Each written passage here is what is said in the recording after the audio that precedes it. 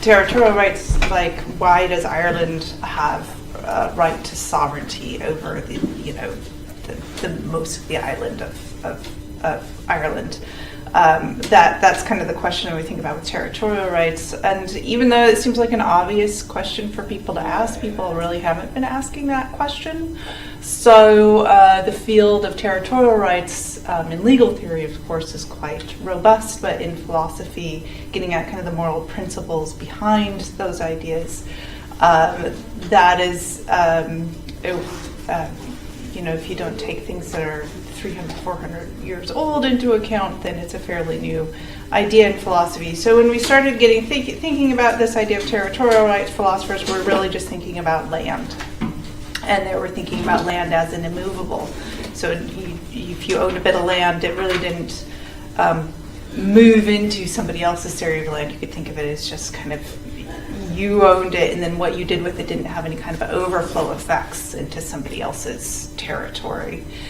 And at some point, when you start thinking about climate change and more complex issues about the world, the real world rather than the abstract world that philosophers like to think about, we realized that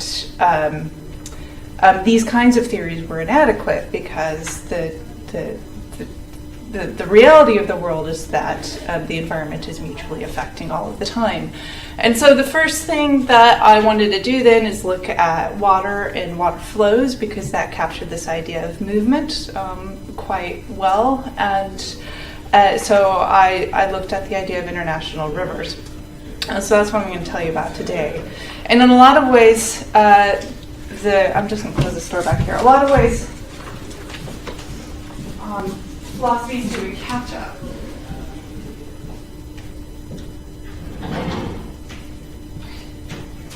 If it gets just unbearably hot, we can have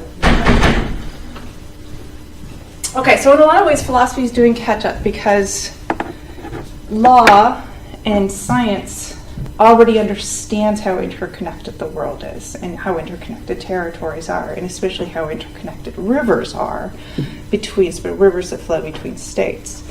So I learned a lot from just looking at international law, and what I did was try to frame what I learned from international law into some more concrete principles, because international law understands a lot, but there aren't really concrete principles that the legal system has come up with and abide by with regarding international rivers. So I tried to articulate one that I think is probably already in international law, but it isn't explicitly stated, and also one that I think is philosophically and morally justifiable.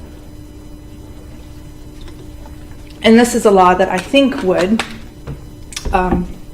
in many ways create overlapping territorial jurisdictions over many international rivers, which isn't too different from a lot of the ways that rivers are managed now, but they don't explicitly say that that's what's happening. One of the first cases that I was thinking about is a case that Owen McIntyre, who you're going to be hearing from later on, he's another speaker in this series, wrote about. And it's a case that revealed two interesting principles in international law that are actually in conflict with each other. And this is the thing that I wanted to theorize about. So in Uruguay and Argentina, the Uruguay River flows from Uruguay into Argentina. And I think I had that right. Yeah, Uruguay and Argentina. And there's a lot of conflict about the development on one side or the other. If Uruguay is doing something on their side of the river, and this flowing into Argentina. Argentina wants Uruguay to do something different. Uruguay doesn't want to have to listen to Argentina, right? And there's a lot of discussion. They've taken this to international courts. And international courts said two things that I think seem contradictory. One is that each state has sovereign jurisdiction over its own water resources. And the second thing is that they need to create a joint government agency that would jointly govern over this river resources. So why those things seem contradictory is, on the one hand, it looks like the international legal system is saying Argentina has its rights over its sovereign water, and Uruguay has its rights over its sovereign water, and some joint government system has to be formed that has sovereign rights over the whole system. So it's like, what, do we have our sovereign rights, or does this other joint governmental agency have sovereign rights? Which one is it? And it's not quite clear. There's two competing principles. One is that there should be joint state governance over a river, or the catchment area of a river, and the other is that each state has separate rights to govern their own resources regarding the river. And I want to say that the second one, where each state has separate sovereign rights, is problematic. And then after I explain why it's problematic, I'm going to explain under which conditions I think states are under a duty to jointly govern their catchment areas when they share a river. Okay, so why is it problematic? There's two reasons why it's problematic. The first reason is that it is difficult to figure out which resources belong to which state. And the second is that it is hard to know, even if we do know which resources belong to which state, there's the additional caveat that the one state can't harm the second states through their use of their own resources, and so it's difficult to know what counts as undue harm. Okay, so from the first problem, I articulate three reasons why it's difficult to know which resources belong to which state with regard to the river resources. The first, and we can look at different options for dividing up the resources and sort of clearly see how it can be problematic and how it has been historically very problematic. The first option is to just divide it along traditional territorial lines. So if we have the territorial line here, then everything up here belongs to this state and everything down here belongs to this state. I mean, the obvious problem there is that this state can do anything it wants with its upstream water, right? As long as it's within its territory, meaning it could dam the whole thing. It could, right, at this point, use it as their nuclear dumping site, you know, whatever, as long as it's within their territory, they can do whatever they want with it. And that has, of course, bad neighborly consequences for the downstream state. So international law pretty clearly says that that is not an acceptable way to divide up resources, and I think it's pretty commonsensically a path to conflict between the two states and not very fair. So we want to avoid that option. Option two is to divide the resources into shares according to the length of the riverbank. So let's say the upstream state actually extended far upstream, so that the length of the river in upstream state was of a ratio about 100-to-1 to downstream state. So this was very short length of the river, and upstream state had a very long length of the river.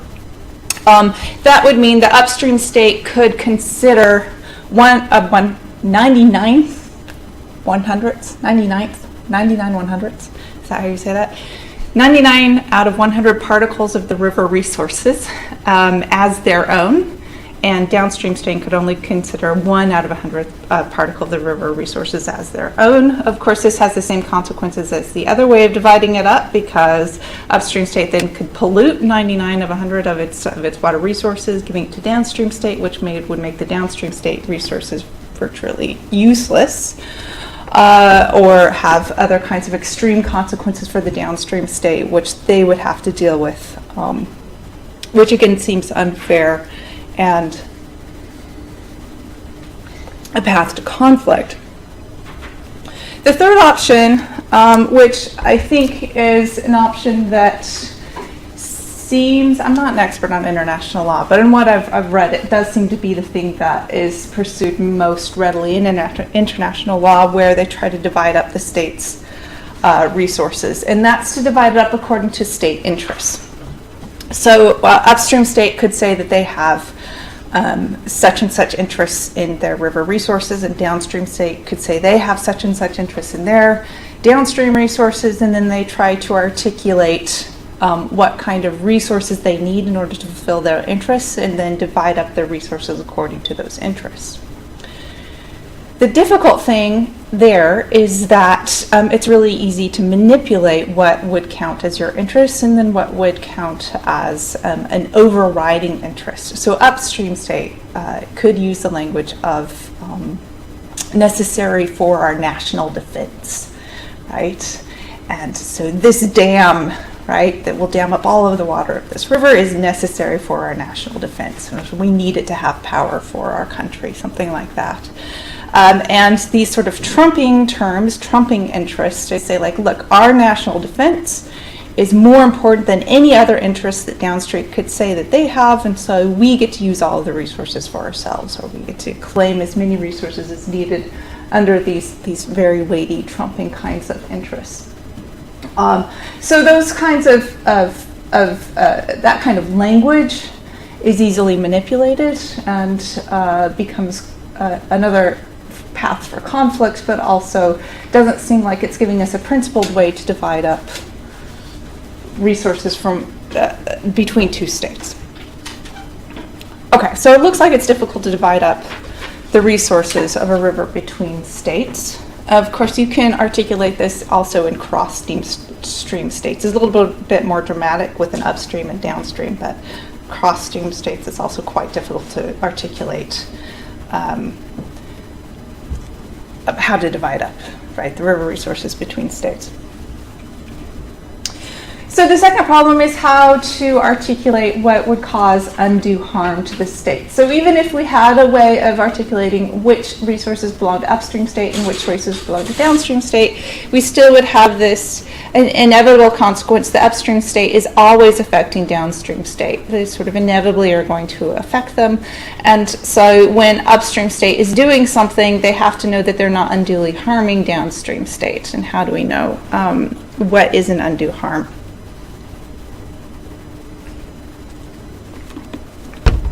So I point out three complications regarding river resources that just make it difficult to know what is an undue harm, and make it difficult to know. I'm putting that in the context of without having ongoing political negotiations in good faith with the other state, because I feel like that's almost at the point where you're having some sort of joint governance over the upstream state. So let's say they're not having ongoing negotiations.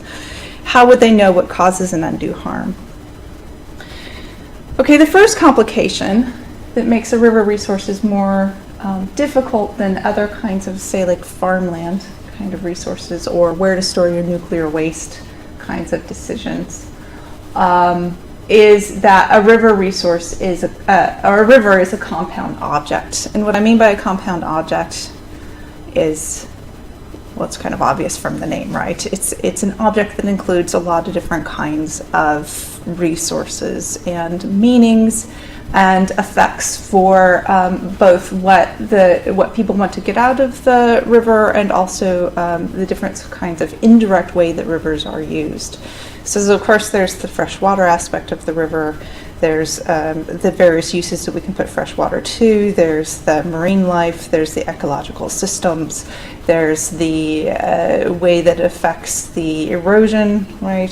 Or the way that farmland and other kinds of developments of the catchment area will affect the kind of the river resource. So in the way that the catchment area and the river resources were all caught up in one ecological system, right? It leads me to articulate it as the river catchment area as a compound object. And by compound object, I mean something like, you can think of it as one tree. So instead of thinking of it as kind of divisible, right? If you thought of the whole catchment area as like a tree, then you might think of root systems, right, and other kinds of biological systems that would exist inside of the tree and other kinds of organisms living inside of the tree, such that it's not possible to say that this over here, this part of the river over here, is a separate thing than this part of the river over here. It's all one thing. It's all one compound object, like a tree is a compound living object. With mutual effects. So that makes it so that anything that the state, upstream state, almost anything that the upstream state is going to do here up in the catchment area is going to have some kind of consequences with the downstream state, and it can be very difficult to predict what those consequences are going to be, especially if they're not in constant communication with each other regarding their uses of the different areas or their plans. Which leads me to the second complication, is that the rivers are always going to be used in an ongoing kind of a way. So the kind of developments that we have in planning for catchment area river resources are often for distant future kinds of plans. We might have development plans for farmland, development plans for businesses, development plans for different kinds of growth in an area. And with the caveat these days that it has to be somehow sustainable. The development needs to be sustainable for future generations. So the kind of planning that downstream state might be doing might depend on the river continue to exist in a certain kind of a way, and that kind of planning would need to depend on the way the upstream state is also using the resource. And the third kind of complication is that where I target the actual decision-making powers of downstream state and upstream state. There's a potential for them to lack coherence depending on what the other state does, and that becomes sort of philosophically important in the next part of my argument. Because when we say that, for example, downstream state has sovereignty over their river resources, what we're saying is that they have decision-making authority, final decision-making authority over their river resources. But if upstream state can make it the case that downstream state's decisions are incoherent or their laws are incoherent just because of the way that they use their upstream resources, then downstream resources, their decision-making authority seems to be undermined, just the very power of them to unilaterally make decisions. So an example of this includes something like the way that downstream state might define property rights. So they could define certain kinds of classes of property, like a riverfront property versus a non-riverfront property, right? But if upstream state does something that changes the direction of the river, then their classes of property would become incoherent, right? Because their property classifications would become incoherent as they're currently laid down, because the river would change direction so that the riverfront property was no longer riverfront property. Also, decisions like pollution regulations or fishing regulations, where they set out a certain kind of, you can pollute within these and these limits. If the water coming down is already polluted within these and these limits, then it makes their decision making incoherent, because it looks like they're allowing for their people in downstream state to pollute within limits, but then upstream state is sort of taking that power away from them. So the variability to make coherent laws seems to depend somehow on the interaction between the states.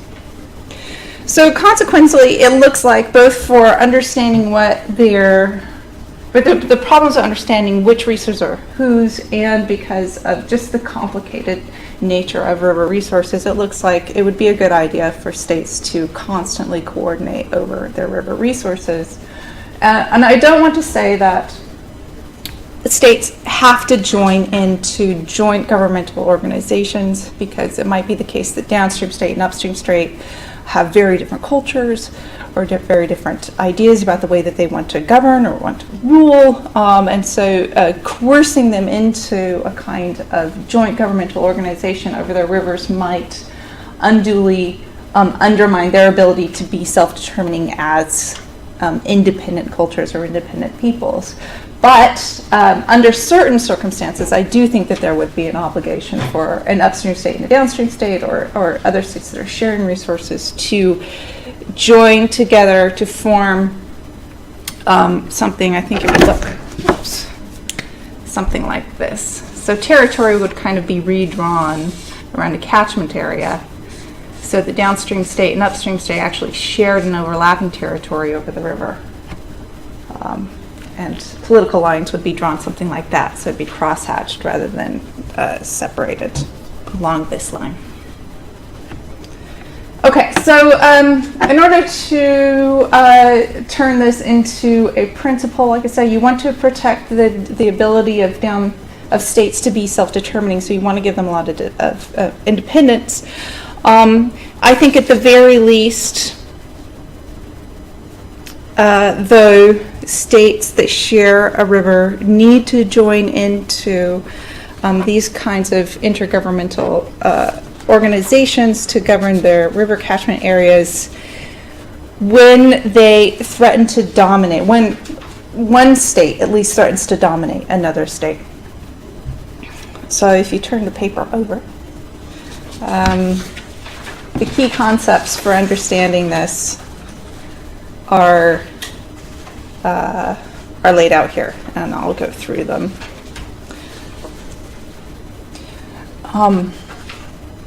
Is everybody familiar with the idea of domination as a political concept? No, okay. You're probably familiar with the idea of self-determination or sovereignty. That's the ability to make rules for yourself, right?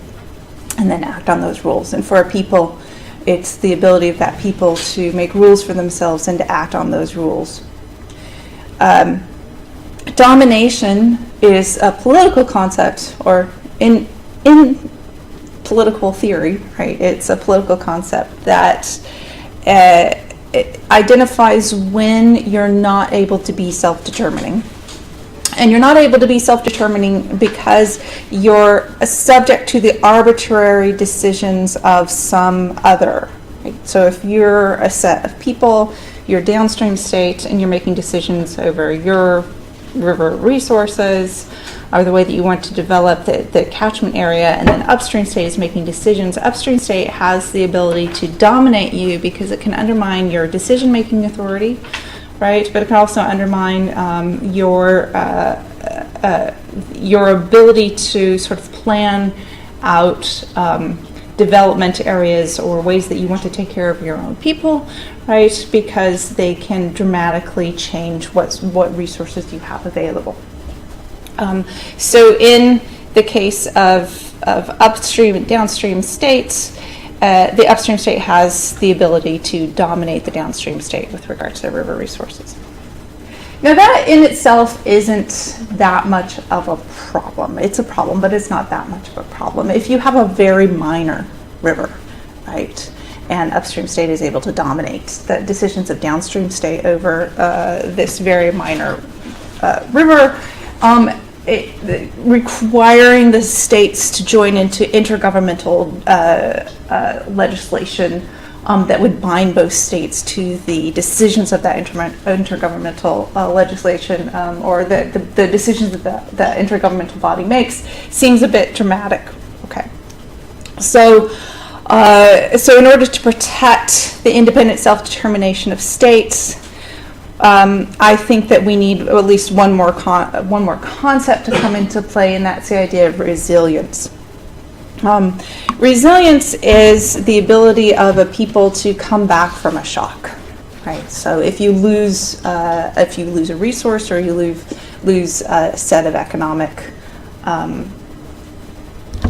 like an economic industry, like the coal, if you relied on the coal industry and the coal industry bottoms out and you can't rely on it anymore, that's a shock, right, to your society. Resilience is your society's ability to bounce back from that shock. A resilience deficit, then, is when a society isn't able to bounce back from that shock, or they're only able to bounce back with great difficulty, right? So they're not resilient to these kinds of shocks. Resilience has become a very popular concept in climate change literature, of course. So you can imagine the way that this idea of resilience or resilience deficit is used to try and map out which areas in which dramatic changes in climate could populations bounce back from, or could they absorb the shock of that change, and which ones they can't. So with regards to river resources, where this is my principle now, where an upstream state or a cross-stream state is in a relationship of ongoing effect to the other state, which with the river resource they are, then and this kind of domination that the upstream state has over the downstream state causes a resilience deficit, or a possible resilience deficit in the downstream state, then they're under an obligation to join into a joint governmental organization.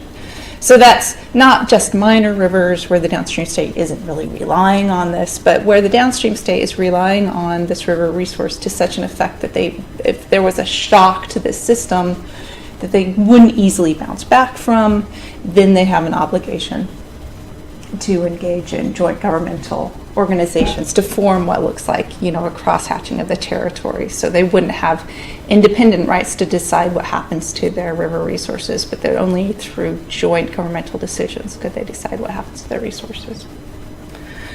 So that's the whole kind of technical version of the principle is outlined there in the handout. And what the additional concepts there, mutual effect, I think describes cross-stream states where they can affect each other. So there's a chance of cross-stream states as being able to dominate each other with regarding what they do on each side of the river in their catchment area. Asymmetrical effect is where upstream state, of course, has the ability to dominate downstream state, but not vice versa. And then ongoing, which I think captures the idea of rivers and other kinds of interconnected ecological systems that all would look a lot like rivers, is the fact that it has this transgenerational compound effect. So it's very dense ways for the ongoing, into the ongoing foreseeable future that they're going to be engaged in this kind of mutual effect and possible domination. So the principle states, then when self-determining groups stand in a relationship of ongoing mutual or asymmetrical effect regarding their resource, and this relationship causes a resilient deficit in one or more of the groups, then they should form joint political structures to achieve joint self-determination over that resource. Okay, so that's this is what I have learned from international law. I think it represents a lot of what international law is sort of already doing, but I don't think international law has come out and actually explicitly stated this kind of strong principle. But I would argue that it should be adopted. Okay. Good. Thank you.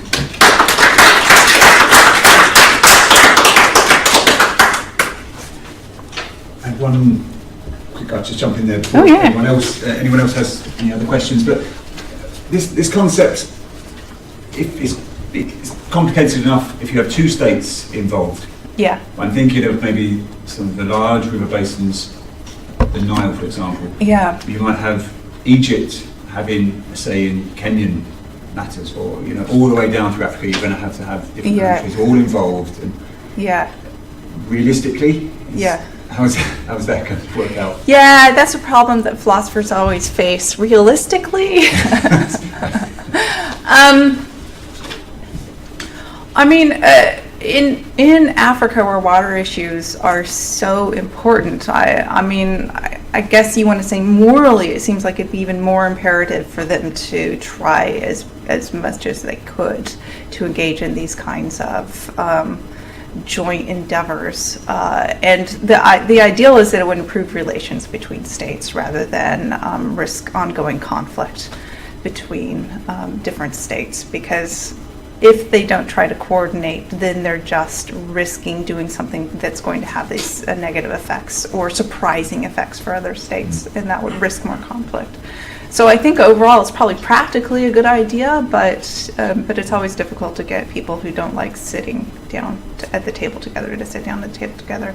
I think Europe has pretty robust catchment governance areas already that already engage a number of states, so it's not impossible. There's a lot of different models for it, and the models do have there's a wide variety of models for doing this, so it's not like you have to force one kind of model onto a situation where that model might not work. I think there's a number of different models where they can put this together.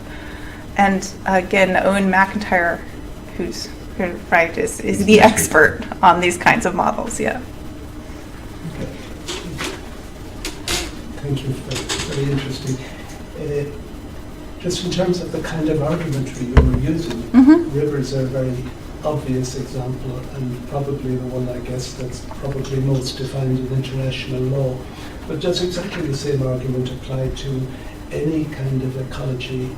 So coal mines, for example, oil and gas extraction, trade, another kind of ecology, cultural ecology, where cultures haven't the resilience to bounce back from the impact, and so is it from almost everything would the same arguments apply, at least in principle, even if not, if international law hasn't got near a lot of these? I think the answer to that is yes, and that's why I framed the principle the way that I did. So when I was writing about this, I was trying to, I framed, I think even in the title of one of my articles, it was about learning from rivers. So this setup is already organically from the ground up grown, I think, in a lot of governmental structures around international rivers, or even internally inside of rivers. I think Ireland has these sort of crosshatch governmental structures in Ireland. So if a river is going between two different counties, it's not the counties that independently govern the development of the river, but just these inter-county kind of catchment area or governmental organizations. So I wanted to learn from that and try to articulate something that could be generally applied. So I think that the examples you were giving would push me to a more robust idea of what I mean by resilience. So it might be the case that certain economic structures or certain cultural beliefs in a society might be able to be lost while the whole society could be resilient to that loss. But if you thought of resilience in a different way, if you thought of resilience in a smaller way, where like that culture would be lost, like the culture couldn't bounce back. So there's, I think, a greater philosophical need to figure out what is the society, right, that I'm referring, and what do I mean by being able to bounce back, right? So that would be another kind of theories of social and political philosophy you'd have to engage in to fill that out. But otherwise, yes, I do really want to take this into other areas.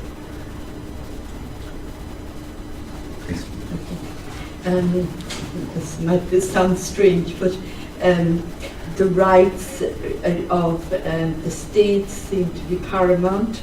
They are still, the river is being used for humans, or for the use of humans. And I remember, I have a vague memory of hearing about rivers. Some places, there have been cases taken for the rights of rivers, I think, and won. But I was thinking, like, if you think of the river as a living thing, or not just, whatever that might mean, I just take it in a broad way. Maybe the rights of the rivers need to be in the equation as well as a stakeholder too. And just, if we're thinking about moral things, we tend to think of nature as to be dominated and to be, only for the use of humans, not in itself as, having value. That's a wonderful question, and it is something I think about. I think it was New Zealand that just granted rights to a river. Personally, I wouldn't go that route, and I think I wouldn't go that route because I think that it confuses what rights and obligations are meant to be for. I think if you're incapable of having a right, you also have to be capable of having an obligation. And then if you think about it that way, it looks a little weird, right? It's an obligation for the river to do something, like what, Well, I suppose I would think that the river is already fulfilling lots of obligations in how it serves us, or water serves us, or we might need to think about it in different ways. Well, but that would be. And whether. So this is why I think it starts. Whether, if you take it then, animals have rights or not, or so it's. Again, is it taking it from the framework of a human? Right. I think that's the part of nature. I think that's the problem, you though. Start looking in a different way, and with different lenses at all of this. So, Yeah, no, I think that's a problem because rights and obligations are tools that we've developed to talk about human relations to each other. And to adopt that kind of language to talk about things that aren't humans, I think is going wrong. It's just not, I don't think it's the right way to articulate how we should be thinking about the moral status of things that aren't human in our moral framework. And another level is that rights and obligations are things that we think about in a legal framework. And legal frameworks are about about regulating human behavior. So what we want to do is regulate human behavior regarding the ecological system or regarding the resource. And we might want to attribute moral status to different kinds of resources. But what we want to do is regulate human behavior regarding that thing because of its moral status. So rights and obligations are about humans and what humans should be doing. And then this other thing called, that we'd have different labels for it to give other kinds of things like animals and ecological systems moral status. So I could talk about it for days. I actually could rant about this for days, but I believe that we should think of ways to grant moral status to these things, but I don't think the rights and obligations is the right kinds of framework. I think that those are very human-oriented, and I really like them being human-oriented. I think they serve humans really well, but they do a disservice to other things when we try to dump them onto other things. I don't have a fuller theory of what that other kind of moral status could look like, but I think you're right. I think that we shouldn't just be thinking them merely as for human use. Just a follow-on from that, actually, the Millennium Ecosystem Assessment, when it tried to value ecosystems globally, one of the values it put on ecosystems was the intrinsic right for an ecosystem to exist in a naturally functioning state. So, that concept has already been considered in an international context, but also under the context of the ecosystem services that the ecosystem provides, like water extraction or food provision or whatnot. But the question I was going to ask was about, have you considered a model where one state dominates in one context of exploitation of the river, whereas the other state dominates in the context of exploitation in another sense? So, for example, the upstream state might dominate in terms of water extraction or water pollution, but the downstream state might dominate in terms of migratory fish moving up the stream rather than downstream. So you have this trade-off between states for the provision or the sustenance of resources in either direction. Mm-hmm. I think that still fits my principle. Let me read it again.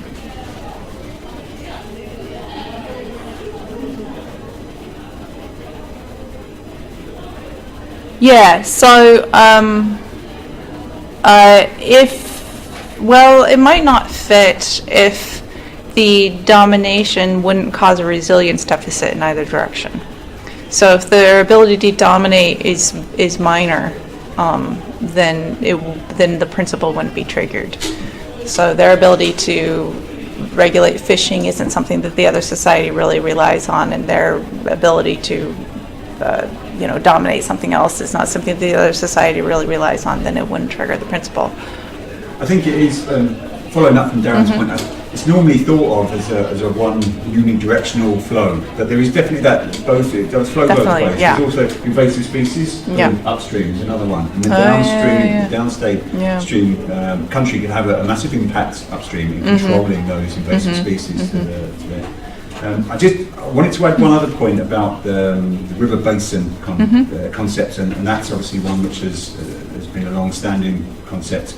And there are many river basin organisations in place globally which are trying to address some of these issues. But I think what's kind of missing from this argument, and to really apply this principle, is the amount of information. Data lacking. There's a bit of a data void there, so we really don't know what the relationships are between the different countries within the river basin. And that's in GEMS Water, and we're heavily involved in the SDGs, and we're looking after one particular indicator of the SDGs, which is to do with water quality and water pollution. And if that was fully complete, that work, which hopefully it will be by 2030, but if that picture is known, if that information is there about who is polluting and to what degree on a river basin, and what we're trying to promote is this idea that all of the water-based SDG indicators are the data is captured on a river basin level, rather than countries reporting on a national level. Yes. It needs to be disaggregated to the river basin. Yeah. And then only then can you actually, it helps fill this it provides some data then for this principle. So I think that's the key. The river basin concept is central I to this. fully support that. In fact, I mean, you might have noticed I was going to apologize because this research is a little bit old that I'm doing, because I've been working on ocean resources, and I have to go pretty soon. I have to teach. Thank you for the engaging conversation. But I'll just finish with this. I've been thinking about ocean resources, and I'm looking back at the 17th century philosophers really were thinking about territorial rights. We said it was kind of a new topic, but 17th century philosophers really were thinking about territorial rights, and they're also thinking very much strongly about water rights and river rights and ocean rights. And so there was a lot of conflict about whether or not you could charge tolls on rivers, or whether or not you can dam rivers. And so especially in Europe at the time, they're trying to figure this out. And at the time, there was also a lot of territorial expansion. So like the Portuguese wanted to claim an entire expanse of the Pacific Ocean over to their colonies, right? And so we don't think of that as being possible now. It was sort of that you could claim entire bits of the ocean as part of your state territory. So there's a lot of debate going on at the time, and I think that it is sad that the philosophers that carried through history were not these kinds of relational philosophers that thought about how the countries mutually affect each other, but they were rather sort of nationalist philosophers that thought about the way that you can affect your own resources, but not how then it has this knock-on effect for others.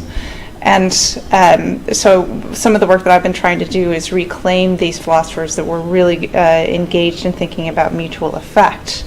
And with regards to ocean resources, but definitely river resources, I think that if we really thought about that more, about the mutual effect more, that it would change the way we were doing our scientific discovery, especially on the oceans, because now countries are spending like billions of dollars just mapping out their continental expansions in order to claim their territorial expansion over the ocean because of the continental ridges. But if they were doing, again, I'm going to rant, if they were doing research on how the ocean was mutually affecting, how what you do over here affects what happens over here, I think that'd be a much better way of understanding what kinds of rights we can have over these resources. So I very much support that, yeah.